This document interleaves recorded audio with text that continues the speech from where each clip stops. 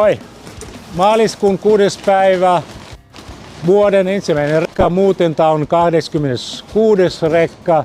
Lähtee huomenna Odessa järjestölle I Will Help. Auto on taas täynnä kaikkea tarpeellista. Eläinten ruoka, renkaita, sammuttimia, sairaalatarvikkeita, ruoka, paljon muuta. Just sitä mitä siellä tarvitaan. Rahat on taas kerätty avustuksella tähän autoon. Iso kiitos tästä.